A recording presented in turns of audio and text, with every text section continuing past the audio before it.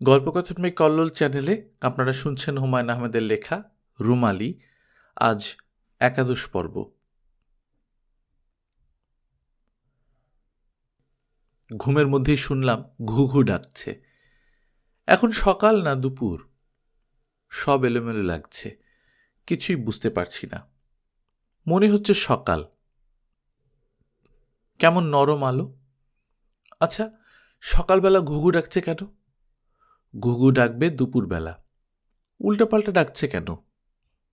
আমাদের গানের স্যার মোসাদ্দেক সাহেব বলতেন, পাখিদের গলায় রাগরাগিনী আছে। কোনো কোনো পাখির গলায় আছে ভৈরবী, তারা ডাকে সকালে। আবার কারো গলায় দরবারি কানহাড়া, এরা ডাকবে দুপুরে, যেমন ঘুঘু।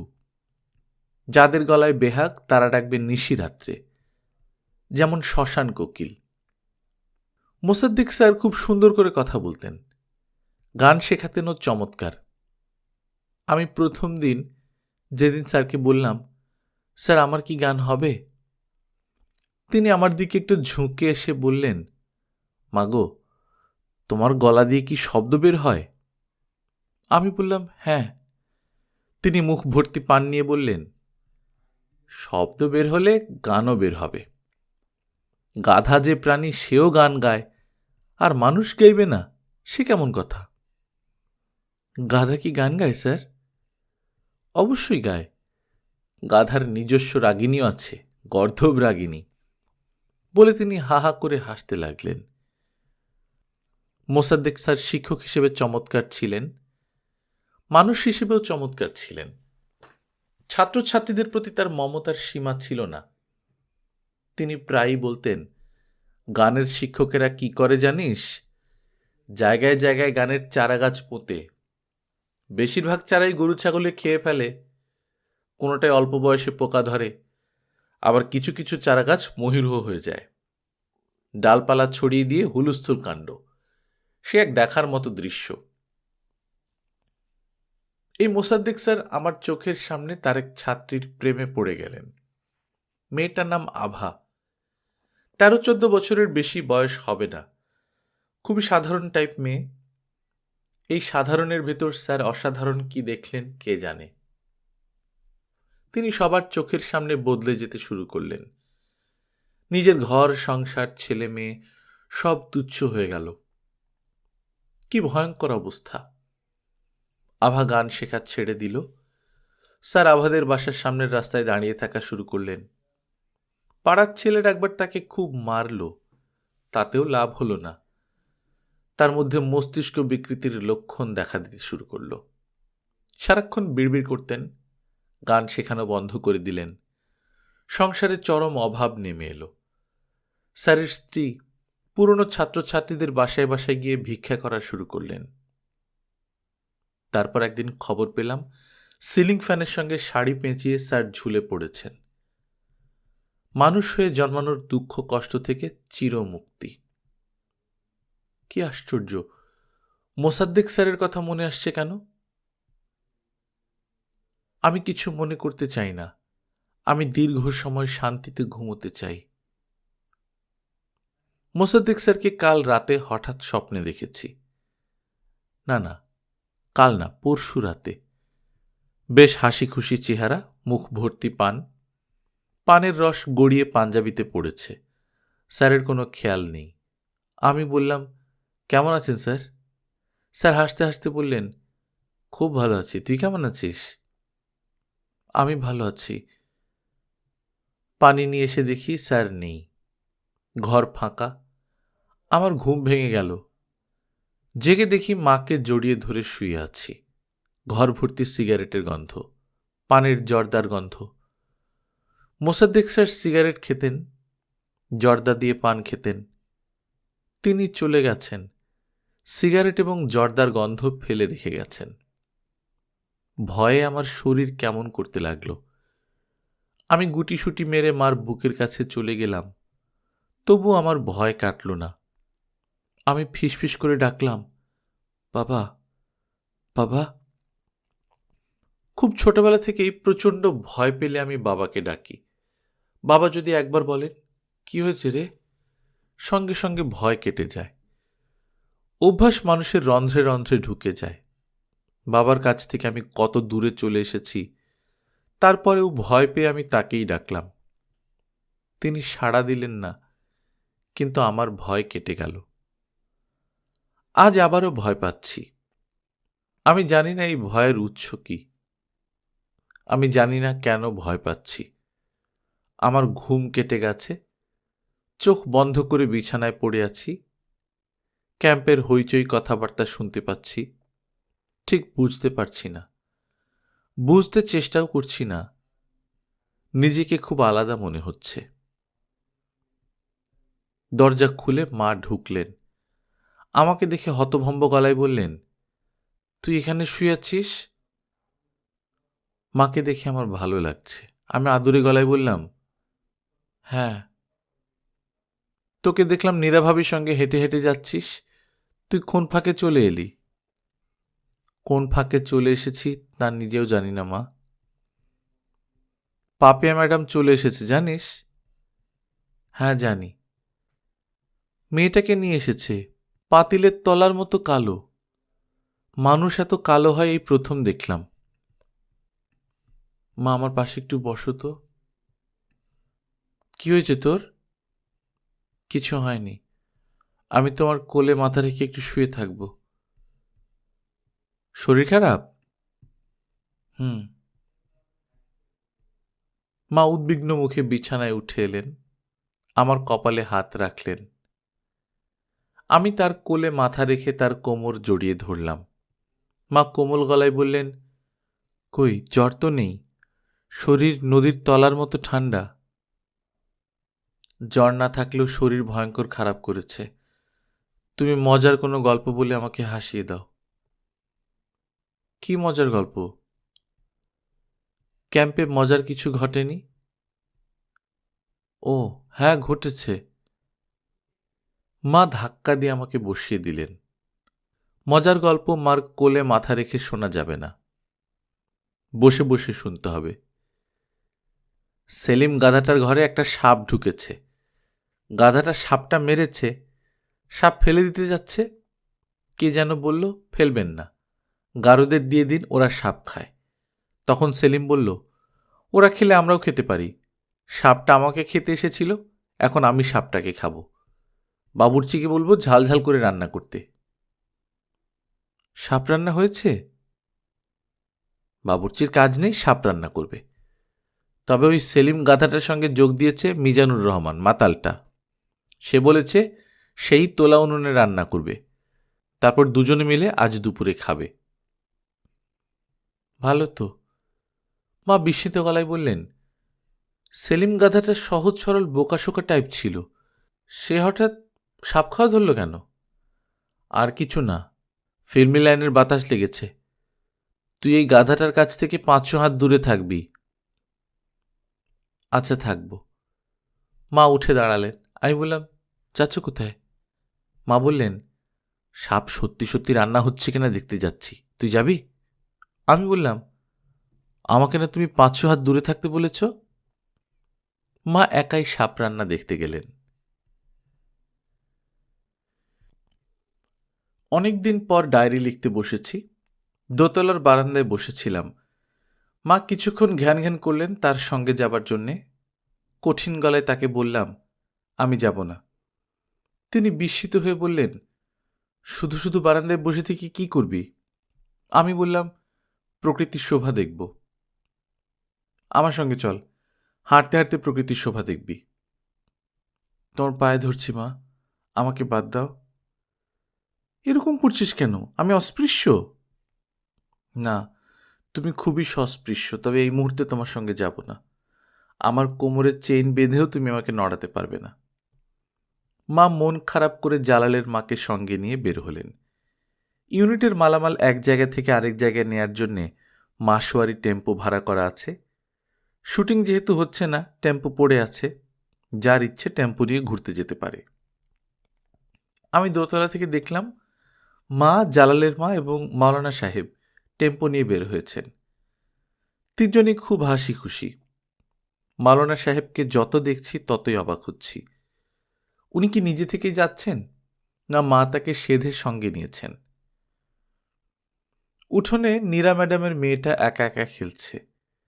মেয়েটা অসম্ভব রোগা, রোদে দাঁড়ালে ছায়া পড়বে না এমন অবস্থা। আমি ডায়েরি নিয়ে বসেছি, মাঝে মাঝে মেয়েটাকে দেখছি। মেয়েটা একবারও আমার দিকে তাকাচ্ছে না। আমি ঠিক করে রেখেছি, যেই সে আমার দিকে তাকাবে আমি ঠিকই ভেঙচি কাটব। সে নিশ্চয়ই কেঁদে কেঁদে তার মাকে ডেকে এনে আমাকে দেখাবে। নীরা ম্যাডাম তখন কি করেন আমার দেখার ইচ্ছা।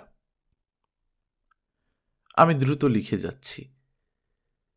সেলিম ভাই এবং মিজানুর রহমান সাহেবের যৌথ প্রযোজনায় আজ সর্পরন্ধন হয়েছে। আমার ধারণা ছিল রান্না পর্যন্তই হবে, কেউ খাবে না। আমার ধারণা ভুল প্রমাণ করে মিজান সাহেব বেশ আয়েশ করে খাওয়া শুরু করেন। তিনি সারাক্ষণই নেশার ঘরে থাকেন, কাজেই তার সাপ খাওয়াটা তেমন বড় কিছু নয়। সেলিম ভাই যে খাবেন তা ভাবিনি। আমার ধারণা তিনি চক্ষু লজ্জায় পড়ে খেয়েছেন। সবাই তাদের খাওয়া দেখার জন্য গোল হয়ে দাঁড়িয়ে আছে। একজন আয়েশ করে খেয়ে যাচ্ছেন, এইসব দেখে তিনি এক টুকরো মুখে দিলেন। আমি বললাম, সেলিম ভাই খেতে কেমন? তিনি বললেন, খারাপ না, টেস্ট অনেকটা বাইম মাছের মতো। কাঁটা নেই? না, শুধু মাঝেরটা। আমি বললাম, নিজেকে জাহির করার জন্য জোর করে খাবেন না, শরীর খারাপ করবে। জাহির করার কি আছে, ইচ্ছে করলেই সাপ ব্যাং সবই খাওয়া যায়। বলেই একসঙ্গে দু টুকরো মুখে দিয়ে দিলেন।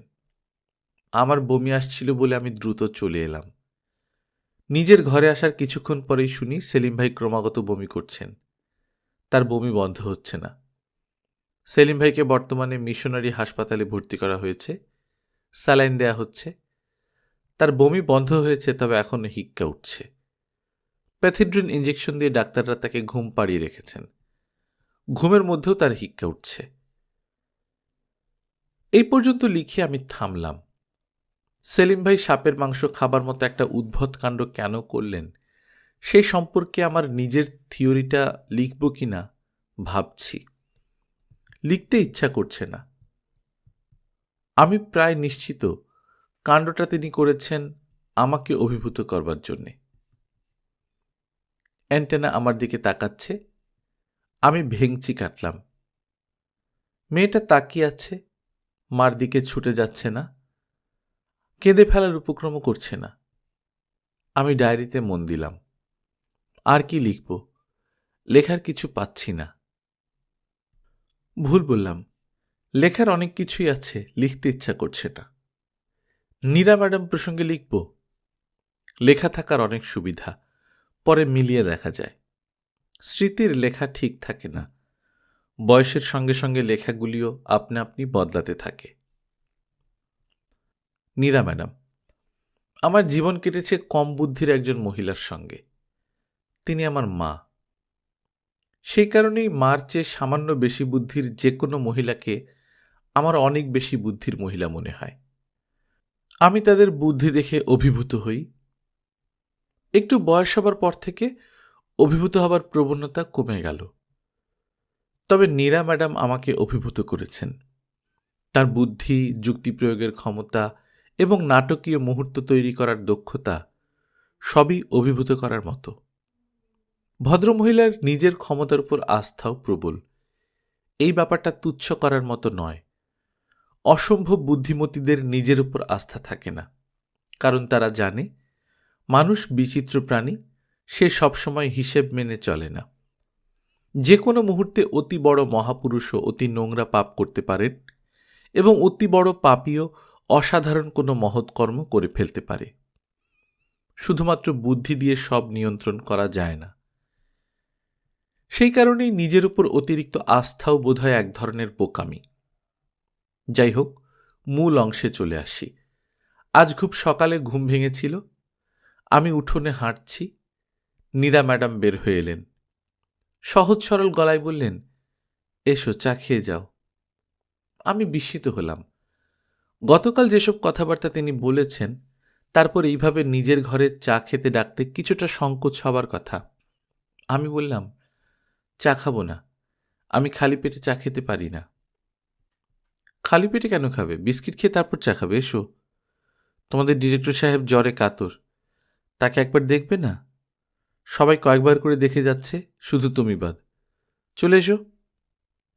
আমি তার পিছু পিছু গেলাম। ডিরেক্টর সাহেব বিছানায় চাদর মুড়ি দিয়ে শুয়ে আছেন। তার পায়ের কাছে মেয়েটা কুণ্ডলি পাকিয়ে ঘুমোচ্ছে। নীরা বললেন, এই যে মহান পরিচালক, রুমালি তোমাকে দেখতে এসেছে। মুখের উপর থেকে চাদরটা সরাও, ও তোমার কপালে হাত দিয়ে জ্বর দেখবে। ডিরেক্টর সাহেব মুখের উপর থেকে চাদর সরিয়ে আমার দিকে তাকালেন। আমার ইচ্ছে করলো আমি তার বিছানায় বসি এবং সত্যি সত্যি কপালে হাত দিয়ে জ্বর দেখি। নীরা ম্যাডাম সামান্য বাড়াবাড়ি করছেন। এই বাড়াবাড়ির প্রয়োজন ছিল না। টেবিলে চায়ের পট, চায়ের কাপ, নীরা ম্যাডাম কাপে চা ঢালছেন। আমি তার পাশে বসলাম। নীরা বললেন, মহান পরিচালক সাহেব, তোমাদের এই কিশোরী নায়িকা খুব ভালো গান করে। তোমাকে এখন পর্যন্ত শোনাতে পারেনি কারণ তুমি শুনতে চাওনি। জ্বরের মধ্যে গান শুনতে ভালো লাগবে না। যখন জ্বর ছাড়বে তখন মনে করে রোমালিকে ডেকে তার গান শুনবে। ডিরেক্টর সাহেব বিছানায় উঠে বসলেন। ক্লান্ত গলায় বললেন, এক কাপ চা দাও।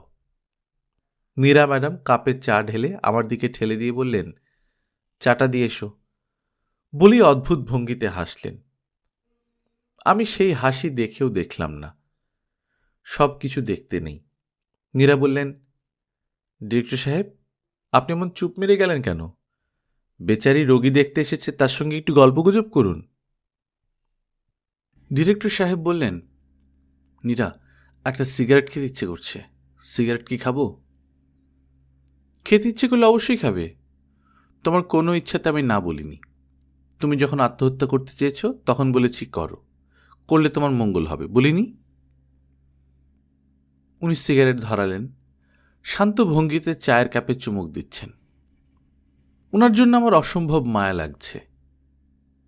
নীরা ম্যাডাম বললেন, বেচারি রোগী দেখতে এসেছে, তার সঙ্গে একটু গল্প টল্প করো। মুখ ভোতা করে চা খাচ্ছ কেন? কি গল্প করব? নতুন একটা ছবির আইডিয়া যে মাথায় এসেছে সেই গল্প করো। রুমালি অভিনয় জগতের মানুষ, তার ভালো লাগবে। আমি অবাক হয়ে দেখলাম উনি সত্যি সত্যি গল্প শুরু করেছেন। এরকম পরিস্থিতিতে একজন যে সত্যি গল্প শুরু করতে পারে আমার ধারণা ছিল না। মনে হচ্ছে ক্যাসেট প্লেয়ারে গল্প ক্যাসেট করা। নীরা ম্যাডাম বোতাম টিপে দিলেন, সঙ্গে সঙ্গে গল্প শুরু হলো। উনি গল্প করছেন আমার দিকে তাকিয়ে, আমাকেই গল্পটা শোনাচ্ছেন। নীরা ম্যাডামের দিকে তাকাচ্ছেনও না। এই ব্যাপারটাও বিস্ময়কর। রুমালি, এই সিনেমার আইডিয়াটা আমি অসুস্থ হবার পর পেয়েছি। বিছানায় শুয়ে থাকতে থাকতে মনে হলো এমন একটা গল্প দাঁড়া করালে কেমন হয়। পক্ষাঘাতগ্রস্ত একজন মানুষ, সে শুধু যে নড়াচড়া করতে পারে না তাই না, কথা বলতে পারে না। তার চোখ দুটো বেঁচে আছে, আর সবই মারা গেছে। সে কমিউনিকেট করে চোখের ইশারায়। একবার চোখের পাতা ফেলা মানে হ্যাঁ, আর দুবার মানে না। তার স্ত্রী আছে, কাজের লোক আছে, 3 জনের সংসার। এক সকালের গল্প। স্ত্রী এসে জিজ্ঞেস করল, আজ কেমন আছো? ভালো। সে একবার চোখের পাতা ফেলল, তার মানে হ্যাঁ। পানি খাবে? দুবার পাতা ফেলল, তার মানে না। তারপর চোখের ইশারায় টেবিলের দিকে দেখালো। টেবিলে সিগারেটের প্যাকেট। সিগারেট খাবে? হ্যাঁ। স্ত্রী সিগারেট ঠোঁটে দিয়ে দেয়াশোলায় দিয়ে ধরিয়ে দিয়ে চলে গেল। কারণ বসার ঘরে এই তরুণীর অনেকদিন আগের পরিচিত একজন মানুষ এসেছেন। কিশোরী বয়সে তার সঙ্গে ভালোবাসাবাসি ছিল, যে কোনো কারণেই হোক বিয়ে হয়নি। ভদ্রলোক এসেছেন মেয়েটির অসুস্থ স্বামীকে দেখতে। পুরনো দিনের কিছু কথা আপনাতেই উঠে আসছে। দুজনেরই পুরনো কথা বলতে ভালো লাগছে। মেয়েটি ভুলেই গেছে যে তার স্বামীর ঠোঁটে সিগারেট ধরিয়ে এসেছে। সিগারেট সরিয়ে দেওয়া দরকার। সিগারেটের শেষ অংশ কেউ নিতে আসছে না। ঠোঁট থেকে গড়িয়ে সেই সিগারেট পড়ল বিছানার চাদরে। সেই চাদরে আগুন ধরল। আগুন তার দিকে এগিয়ে আসছে। আতঙ্কগ্রস্ত হয়ে ভদ্রলোক আগুন দেখছেন, কিন্তু তিনি কিছু করতে পারছেন না, কাউকে ডাকতে পারছেন না, তাকিয়ে আছেন তার নিয়তির দিকে। পাশের ঘর থেকে হালকা হাসির আওয়াজ ভেসে আসছে। এই হলো গল্প। রুমালি, কেমন লাগছে? গল্পের শেষটা কি? এটার কোনো শেষ নেই। সব গল্পের যে শেষ থাকতেই হবে এমন কোনো কথা নেই। গল্পটা তোমার কাছে কেমন লাগলো? খুব সুন্দর। এই গল্পটা বেশি ভালো না যখের গল্পটা? দুটোই সমান সুন্দর। এই ছবির কাজ শেষ হলেই চিত্রনাট্য তৈরি করে ফেলব।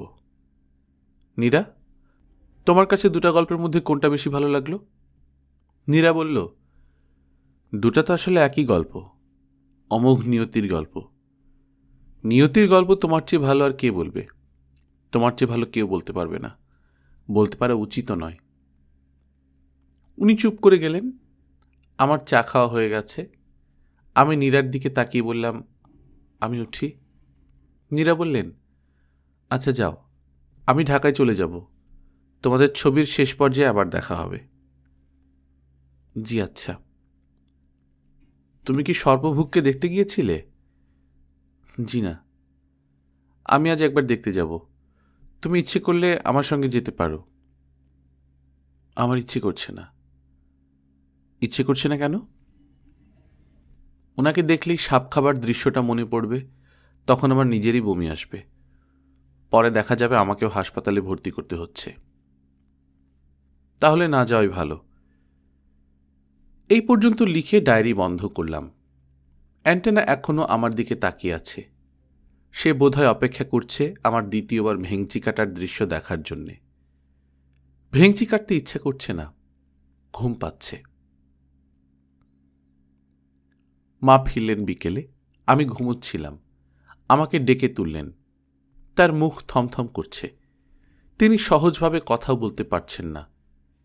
আমি ঘুম জড়ানো গলায় বললাম, কি হয়েছে? মা কাঁদো কাঁদো গলায় বললেন, তোর নামে এইসব কি শুনছি? কি শুনছ? ঝড়ের সময় তুই আর মঈন ভাই নাকি একটা ঘরে একা ছিলি? একা কোথায়? উনি আর আমরা দুজন। তোরা কি করছিলি? আমি হাই তুলতে তুলতে বললাম, আমরা কি করছিলাম বলে তোমার ধারণা? আমার ধারণা খুবই ভয়ঙ্কর। তোমার ধারণা ঠিকই আছে মা, এর বেশি আর কিছু জানতে চেও না, কষ্ট পাবে। তার মানে কি? তুই কি বলতে চাচ্ছিস? আমি জবাব দিলাম না। মার সঙ্গে আমার কথা বলতে ইচ্ছা করছে না।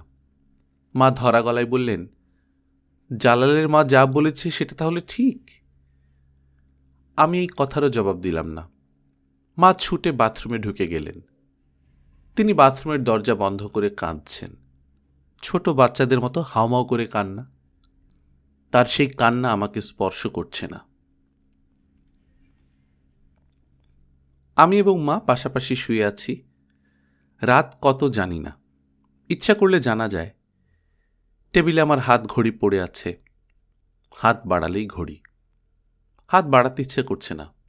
বাথরুমের দরজা খোলা, সেখানে বাতি জ্বলছে। খানিকটা আলো তেরছাভাবে আমার পায়ে পড়েছে। সন্ধ্যাবেলায় আলোর তেজ থাকে না। রাত যত বাড়তে থাকে আলোর তেজও বাড়তে থাকে। আলোর তেজ দেখে মনে হচ্ছে অনেক রাত। অঘুম অবস্থায় চুপচাপ শুয়ে থাকা যায় না। কিছু না কিছু করতে ইচ্ছে করে। পাশ ফেরা, মাথার নিচের বালিশটা উল্টে দেয়া, একবার গুটিসুটি মেরে শোয়া, একবার লম্বা হয়ে যাওয়া। আমি তার কিছুই করছি না। পাথরের মূর্তির মতো পড়ে আছি। মা খুব নড়াচড়া করছেন। মাঝে মাঝে খুব অস্পষ্টভাবে বিড়বিড় করছেন। বড় বড় নিঃশ্বাস ফেলছেন। মা একসময় বিছানায় উঠে বসে বললেন, চাপা গলায়, বকু ঘুমোচ্ছিস? আমি বললাম, না। মা আবারও শুয়ে পড়লেন। আমি ভেবেছিলাম তিনি কিছু বলবেন, কিছু বললেন না।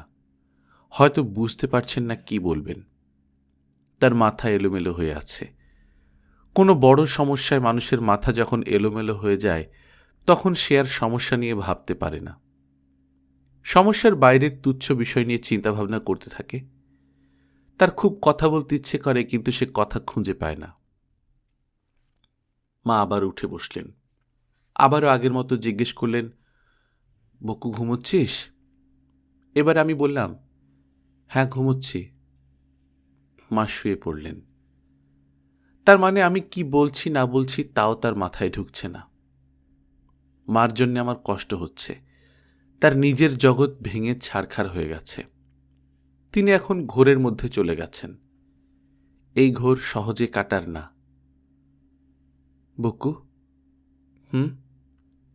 কাল থেকে শুটিং পুরোপুরি শুরু হবে? হ্যাঁ। রাতের কাজের জন্য জেনারেটর এসেছে, রাতের কাজ হবে। হ্যাঁ। পাপিয়ার মেয়েটাকে দেখেছিস? সামনের দুটো দাঁত বড় বড়, মিক্কি মাউসের মতো লাগে। দেখেছি। নীরাকে তোর কেমন লাগলো? ভালো। শুরুতে তাকে যতটা অহংকারী মনে হয়েছিল তত অহংকারী কিন্তু সে না, তাই না? তবে কাউকে কিছু না বলে হুট করে চলে গেল। তোকে কিছু বলেছে? না। ওনার মেয়েটা দেখতে কেমন ফকিন্নির মেয়ের মতো না? হয়তো কোনো ফকিন্নির কাছ থেকেই নিয়েছে। এটা তার নিজের মেয়ে না, পালক মেয়ে, জালালের মা বলল। ও আচ্ছা। মানুষ কেন যে পালক নেয়? পালা পাখির জ্বালা বেশি। তারপরে পুষ্যি নেওয়া উচিত না। আমি ছোট্ট নিঃশ্বাস ফেললাম। মা তুচ্ছ সব কথা বলে যাচ্ছেন। লক্ষণ ভালো না। একবার এরকম শুরু হলে চলতেই থাকবে। সারা রাত নিজের মনে কথা বলতে থাকবেন, আমাকে হুঁ দিয়ে যেতে হবে। বাবা আমাদের ছেড়ে যাবার পর এরকম হলো। মার কথা বলা রোগ হলো। সারা রাত কথা বলতেন, অর্থহীন সব কথা। আমি ঘুমিয়ে পড়লে আমাকে ঘুম থেকে জাগাতেন। আবার শুরু হতো। বকু, কি মা? গরম লাগছে, গরমে শরীর জ্বলে যাচ্ছে। বাথরুমে যাও, হাত মুখ ধুয়ে এসো। মা বাধ্য বালিকার মতো উঠলেন, বাথরুমে গিয়ে হাত মুখ ধুলেন। বাথরুম থেকে বের হয়ে গেলেন বারান্দায়। তিনি বারান্দায় হাঁটাহাঁটি করছেন, স্যান্ডেল পায়ে হাঁটছেন, স্যান্ডেলের শব্দ হচ্ছে। মা এত শব্দ করে হাঁটেন না। আজ কি ইচ্ছে করে শব্দ করছেন? অনিদ্রার রোগ হলে মানুষ মনে হয় শব্দ না করে থাকতে পারে না। মা আবারও বাথরুমে ঢুকলেন। মনে হলো গোসল করছেন। মাথায় মগে পানি ঢালা হচ্ছে। ঢালা হচ্ছে তো হচ্ছেই। বাথরুমে পানি থাকে না বলে ড্রাম ভর্তি পানি রাখা হয়। তিনি কি পুরো ড্রাম শেষ করবেন? মার গোসল শেষ হলো। তিনি ঘরে ঢুকে কাপড় বদলালেন, চুল আঁচড়ালেন। তারপর টেবিল থেকে আমার হাত ঘড়িটা নিয়ে ঘড়ির দিকে তাকিয়ে রইলেন। হাত থেকে ঘড়ি নামিয়ে রাখার পর আমি বললাম, কটা বাজে মা? মা আবারও ঘড়ি দেখে বললেন, 2:30। তার মানে আগের বার হাতে ঘড়ি নিয়ে তাকিয়েছেন কিন্তু সময় দেখেননি। মার জন্য আমার কষ্ট হচ্ছে। ইচ্ছা করছে কোনো একটা মন্ত্র পড়ে তার অস্থিরতা দূর করে দিই। সেরকম মন্ত্র অবশ্য আমার জানা আছে। মন্ত্র পড়ে মাকে সামলে ফেলতে পারব। উঠে বসলাম, শান্ত গলায় বললাম, মা শোনো, তুমি এত অস্থির হচ্ছ কেন? মা নিচু গলায় বললেন, অস্থির হবার মতো কিছু হয়নি। আমি বললাম, না। তিনি হতাশ মুখে তাকিয়ে আছেন, যেন নিতান্ত বাচ্চা একটা মেয়ে আমার কাছ থেকে আশা ও আনন্দের কোনো কথা শুনতে চান। কারোর চিন্তাশক্তি পুরোপুরি নষ্ট হয়ে গেলে এই সমস্যাটা হয়। মা আমার সামনের চেয়ারে এসে বসলেন। আমি সহজ গলায় বললাম, মা শোনো, আমার যে সমস্যা নিয়ে ভেবে ভেবে তুমি অস্থির হয়েছ সে সমস্যা আমি দূর করব। তোমাকে কিচ্ছু ভাবতে হবে না। তোর সমস্যা তুই কিভাবে দূর করবি? সব আমি ঠিকঠাক করে রেখেছি। সেটা কি? যেদিন শুটিং শেষ হবে সেদিন আমি সোমেশ্বরী নদীর পাড়ে বেড়াতে যাব। তারপর ঝাঁপ দিয়ে নদীতে পড়ে যাব। যেহেতু সাঁতার জানি না, মোবিলের মতো টুক করে চলে যাব নদীর তলায়। সব সমস্যার সমাধান। কথাগুলি বললাম আমি হেসে হেসে। কাজেই মা আরও এলোমেলো হয়ে গেলেন। তিনি তাকিয়ে আছেন। এখন আর তার চোখে পলক পড়ছে না। মা, হুম, তুমি আমার দিকে তাকিয়ে একটু হাসো তো। হাসবো কেন? হাসবে কারণ আমি তোমার সঙ্গে অভিনয় করেছি, তোমাকে ভয় দেখানোর জন্য ভয়ঙ্কর কিছু কথা বলেছি। এই জাতীয় কিছুই হয়নি। কিছুই হয়নি? না। তুই ঝড়ের সময় ওনাকে নিয়ে স্কুল ঘরে যাসনি? মাওলানা সাহেব তো বলেছেন গিয়েছিলি। গিয়েছি, তাতে কি? প্রচণ্ড ঝড়ের সময় কি আমরা বাইরে থাকব? বাইরে থাকলে তো মরে যেতাম। তা তো ঠিকই। আমরা দৌড়ে স্কুল ঘরে ঢুকলাম আর তখনই মাওলানা সাহেব ঢুকলেন। তাই তো। নিজের মেয়ের সম্পর্কে তোমার যে কি ধারণা মা! ছি ছি, নিজের মেয়ের উপর তোমার বিশ্বাস নেই? মা এখনও অপলক দৃষ্টিতে তাকিয়ে আছেন, তবে তার চোখে পানি জমতে শুরু করেছে। মনে হচ্ছে তিনি কাঁদতে শুরু করবেন। আমার সম্পর্কে তোমার কি ধারণা সেটা টেস্ট করার জন্যই গল্পটা তোমাকে বানিয়ে বলেছি, এবং আশ্চর্য, তুমি পুরোপুরি বিশ্বাস করে ফেলেছ। করনি? হ্যাঁ, করেছিলাম। আমি মাকে জড়িয়ে ধরে বললাম, তোমার মনটা কি খুব বেশি খারাপ হয়েছিল মা? হ্যাঁ। এখন মন ঠিক হয়েছে? হুম। এসো, শুয়ে পড়ি। না, শোবো না, আয় গল্প করি। এসো, শুয়ে শুয়ে গল্প করি, এসো। আমি মাকে নিয়ে বিছানায় শুয়ে পড়লাম। মা কেঁদেই যাচ্ছেন, তবে তিনি যে কাঁদছেন তা তিনি বুঝতে পারছেন না। বুঝতে পারলে আঁচলে চোখের পানি মুছতেন, তিনি মুছছেন না। আমি মাকে জড়িয়ে ধরে খুশি খুশি গলায় বললাম, ঘটনা সত্যি হলে তুমি কি করতে মা? জানি না, আমার তো মনে হয় তুমি পাগল হয়ে যেতে। বকু, হুম, সিনেমা করার দরকার নেই, চল কাল ভোরে ঢাকায় চলে যাই। চলো। সত্যি যাবি? তুমি বললে অবশ্যই যাব, কিন্তু এরা খুবই বিপদে পড়বে। তা তো পড়বেই। আমার মতো একটা মেয়ে জোগাড় করা, তাকে দিয়ে পুরো জিনিসটা রিশুট করা, এটা ঠিক হবে না। তাহলে থাক। এবার ঢাকায় গিয়ে তোর বাবাকে বলবো ভালো একটা ছেলে দেখে তোর বিয়ে দিয়ে দিতে। বাবাকে বলতে হবে কেন? মেয়ের বিয়ে তো বাবারাই দেয়। আমার বিয়ে তুমি দেবে মা, আর কেউ না। তোর বিয়ের জন্য আমি টাকা আলাদা করে রেখেছি। কত টাকা? 40,000-এর মতো। ঢাকায় ফিরলে সেখান থেকে আমাকে 10,000 টাকা দিও তো মা। কী করবি? কাজ আছে, আমি একটা সিডি প্লেয়ার কিনবো, আমার খুব শখ। তোর বাবাকে বললেই কিনে দেবে। তোর বিয়ের টাকায় আমি হাত দেব না, অসম্ভব। বাবাকে আমি কিছু বলতে পারবো না। তোর বলতে হবে না, আমি বলবো। ঠিক আছে মা, তুমি বলো। এখন একটু ঘুমাও, অনেকক্ষণ গল্প হয়েছে। বকু, কি মা? তুই কি ওনাকে খুব পছন্দ করিস? কাকে? ডিরেক্টর সাহেবকে? না। না কেন?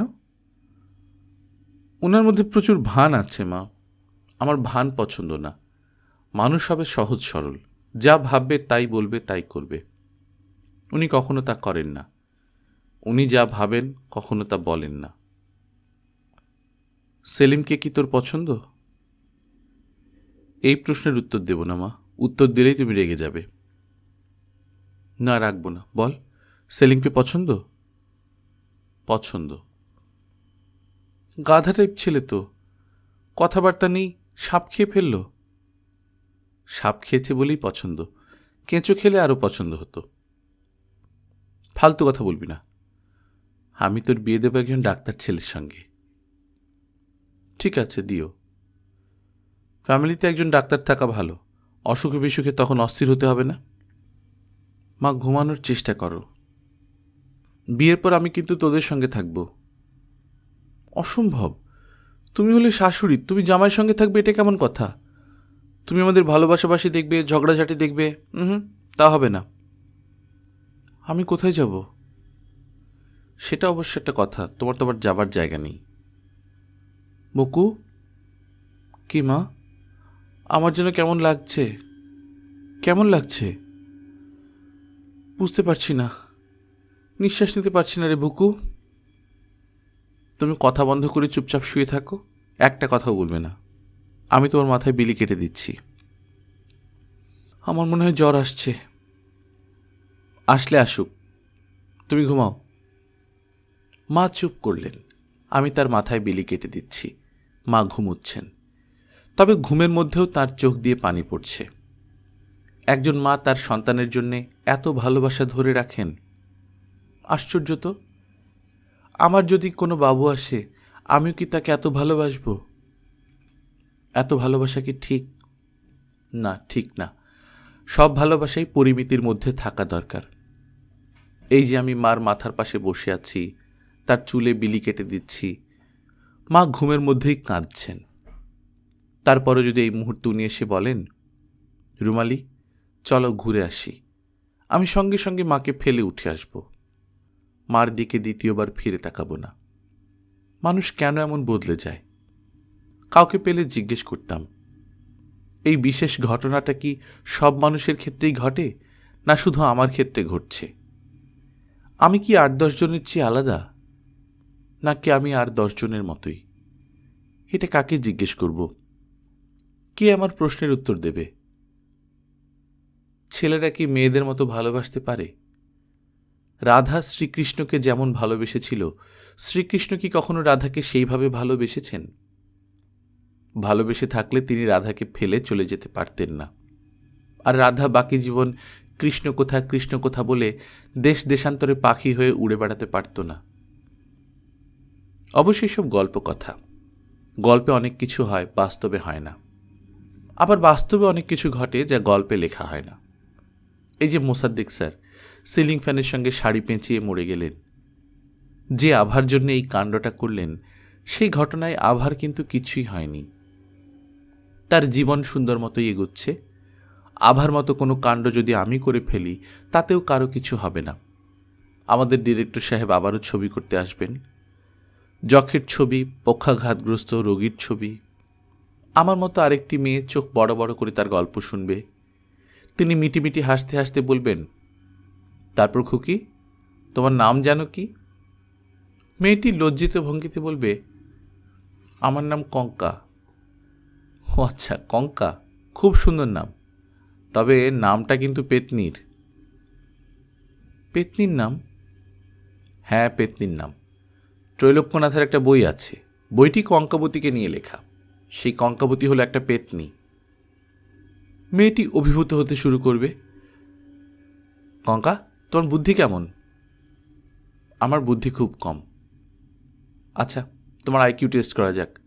3টা পিঁপড়ে নিয়ে একটা ধাঁধা বলছি, দেখি পারো কি না। আমি পারবো না, আমার মোটেই বুদ্ধি নেই। আমার তো ধারণা তোমার অনেক বুদ্ধি। এরকম ধারণা কেন হলো? যাদের বুদ্ধি বেশি তারা তাকানোর সময় খুব সামান্য হলেও ভুরু কুঁচকে তাকায়, কপালে সূক্ষ্ম দাগ পড়ে। আশ্চর্য, জানতাম না তো। ভুরু কুঁচকে তাকায় কেন? বুদ্ধিমানরা যে কোনো দৃশ্য খুব ভালোভাবে দেখতে চায়, তা করতে গিয়ে তার ভুরু কুঁচকে যায়। যারা সহজ সরল মানুষ কিংবা বোকা মানুষ, তারা সরলভাবে তাকায়, তাদের ভুরু কখনো কুঁচকায় না, বা কপালে কখনো দাগও পড়ে না। এই আমাকে দেখো, আমার কপালে দাগ পড়ে না, আমি তাকানোর সময় ভুরু কুঁচকাই না। আপনি যদি বোকা হন তাহলে পৃথিবীর সবাই বোকা। আইনস্টাইনও বোকা। আইনস্টাইনের স্ত্রীর নাম কি বলতো? জানি না। কি আশ্চর্য, এত বিখ্যাত মানুষ, তার স্ত্রীর নাম জানো না? জি না। এই জন্য তোমার লজ্জাবোধ করা উচিত না? উচিত। ওনার স্ত্রীর নাম কি? আমি নিজেও জানি না। আপনিও জানেন না? না। সত্যি জানেন না? না, সত্যি জানি না। কঙ্কা নামের মেয়েটা তখন অভিভূত হয়ে তাকিয়ে থাকবে। তার কাছে এই মানুষটাকে তখন খুব কাছের মানুষ বলে মনে হতে থাকবে। আইনস্টাইনের স্ত্রীর নাম তিনি জানেন না বলে নিজেকে চট করে মেয়েটির স্তরে নামিয়ে আনলেন। এই কাজটি তিনি করলেন খুব সূক্ষ্মভাবে। শুধু তাই না, আরও কিছু খেলা তিনি খেলবেন। মাঝে মধ্যেই তিনি নিজেকে মেয়েটির চেয়েও নিচের স্তরে নিয়ে যাবেন। মেয়েটিকে আনন্দিত হবার সুযোগ দেবেন। মেয়েটির যখন দিশেহারা অবস্থা হবে তখন আবার নিজেকে নিজের মধ্যে গুটিয়ে ফেলবেন। বকু, আমি চমকে উঠলাম। আশ্চর্য, মা ঘুমাননি, জেগে আছেন। ঘুমাওনি মা? ঘুমাচ্ছিলাম, হঠাৎ ঘুম ভেঙে গেল। আবার ঘুমিয়ে পড়ো। একটা খুব বাজে স্বপ্ন দেখেছি বকু। বাজে স্বপ্নটা কি? স্বপ্নে দেখলাম তোর বাবাকে সাপে কেটেছে, বিষে তার শরীর নীল হয়ে যাচ্ছে। দুশ্চিন্তাগ্রস্ত আবার কিছু নেই মা, বাবাকে সাপে কাটেনি। সাপখোপ নিয়ে অনেক কাণ্ড হয়েছে বলেই এমন স্বপ্ন দেখেছ। এরকম একটা বাজে স্বপ্ন কেন দেখলাম? আমাকে নিয়ে দুশ্চিন্তা করছো বলে এরকম স্বপ্ন দেখেছ। আমাকে নিয়ে দুশ্চিন্তা করার কিছু নেই। সত্যি বলছিস? হ্যাঁ সত্যি। স্কুল ঘরে কিছু হয়নি তাই না? আমি শুধু ওনার পাটা মারিয়ে দিয়েছিলাম মা। অন্ধকারে কিছু দেখছিলাম না তাই। পা মারিয়ে দেওয়া নিশ্চয়ই ভয়ঙ্কর কিছু না। আমি সঙ্গে সঙ্গে সরি বলেছি। আমার খুব অস্থির লাগছে। অস্থির লাগছে কেন? মনে হচ্ছে ভয়ঙ্কর কিছু একটা ঘটতে যাচ্ছে। ভয়ঙ্কর কিছুই ঘটতে যাচ্ছে না মা। সকাল হোক, দেখবে তোমার কাছে সব স্বাভাবিক লাগতে শুরু করবে। রাতের বেলা সব কিছু একটু অস্বাভাবিক লাগে। তোর বাবাকে খবর দিয়ে নিয়ে এলে কেমন হয়? বাবাকে খবর দিয়ে নিয়ে আসবে? হ্যাঁ, তোর শুটিং শেষ না হওয়া পর্যন্ত সেও থাকলো। সোহরাব ভাইকে বললে উনি তোর বাবাকে খবর দেওয়ার ব্যবস্থা করবেন। আর তোমার ধারণা খবর পেলে উনি ছুটে আসবেন? তোর কোনো সমস্যা হয়েছে শুনলে সে থাকতে পারবে না, ছুটে চলে আসবে। আমার কোনো সমস্যা তো হয়নি মা। মা উঠে বসে শান্ত গলায় বললেন, হয়েছে। আমার মন বলছে তুই যে ভয়ঙ্কর ঘটনার কথা বলছিস সেই ঘটনা ঘটেছে। আমি খিলখিল করে হেসে উঠলাম। হাসির শব্দে মার অস্থিরতা যেন একটু কমল। তিনিও হাসলেন। আমি বললাম, দেখছো মা, আমি কত ভালো অভিনয় জানি। একটা ঘটনা তোমাকে কেমন বিশ্বাস করিয়ে ফেলেছি। অভিনয় ভালো জানি না মা? মা বললেন, হ্যাঁ। মা, আমার খুব ঘুম পাচ্ছে। এতক্ষণ আমি তোমার সেবা করেছি, এখন তুমি আমার সেবা করবে। আমি ঘুমোবো, তুমি আমার মাথায় হাত বুলিয়ে দেবে। আচ্ছা, ঘুমো। আমি শুয়ে পড়লাম এবং সঙ্গে সঙ্গে ঘুমিয়ে পড়লাম। একটা স্বপ্ন দেখলাম ঘুমের মধ্যে। আমি একটা ইজি চেয়ারে আধ শোয়া হয়ে আছি। ডিরেক্টর সাহেব আমার সামনে দাঁড়িয়ে আছেন। আমি তার মুখের দিকে তাকাচ্ছি না, আমি তাকিয়ে আছি অন্যদিকে। সেখানে গোলগাল মুখের কোঁকড়ানো চুলের একটা বাচ্চা মেয়ে দাঁড়িয়ে আছে। তার কোলে একটা ফুটবল। ফুটবলটা সে ডলের মতো বুকের কাছে জড়িয়ে ধরে আছে। তিনি বললেন, রুমালি, তোমার মেয়ের কাণ্ড দেখেছ? ফুটবল কিনে দিয়েছি, একবারও সে ফুটবলটা মাটিতে নামিয়ে কিক দেয়নি। পুতুলের মতো কোলে নিয়ে ঘুরছে। সে মেয়ে বলেই এই কাণ্ডটা করছে। ছেলে হলে এতক্ষণে ফুটবল খেলা শুরু করত। তাই বুঝি? হ্যাঁ তাই। মেয়েদের মধ্যে মাতৃভাব প্রবল বলেই সব খেলনাই তার কাছে সন্তানের মতো। যে কোনো খেলনা মেয়েদের হাতে দাও, দেখবে খেলনা কোলে নিয়ে তারা ঘুরবে। আমি ভেবেছিলাম তোমার মেয়েটা অন্যদের চেয়ে আলাদা হবে। এটা দেখার জন্যই তাকে ফুটবল কিনে দিয়েছিলাম। তোমার মেয়ে করছো কেন? এই মেয়েটা তো শুধু আমার একার না, তোমারও। না তো, ও আমার হবে কেন? এই মেয়ের সঙ্গে আমার কি সম্পর্ক? তখনই আমার ঘুম ভাঙল। বাইরে সকাল হচ্ছে, পাখি ডাকছে। মা হাত পা এলিয়ে আমার পাশেই শুয়ে ঘুমোচ্ছেন। আমি মার মাথায় হাত রাখলাম। জ্বরে তার গা পুড়ে যাচ্ছে। আজ শুটিং শুরু হচ্ছে। হাত মুখ ধুয়েই আমাকে মেকআপে বসতে হবে। মাকে ফেলে রেখে শুটিংয়ে চলে যাব। মা একা একা বিছানায় ছটফট করবেন। গল্পকথন বাই কল্লোল চ্যানেল আপনারা শুনছিলেন হুমায়ুন আহমেদের লেখা রুমালি। আজ একাদশ পর্ব। আমরা নিয়মিত গল্প পাঠ করে শোনাচ্ছি। আপনারা যারা প্রথমবারের মতো শুনছেন কাইন্ডলি সাবস্ক্রাইব করে নেবেন। গল্প পাঠ ভালো লাগলে বন্ধুদের সঙ্গে শেয়ার করবেন। নিজে ভালো থাকবেন, আশেপাশের লোকজনকে ভালো রাখবেন। টাটা।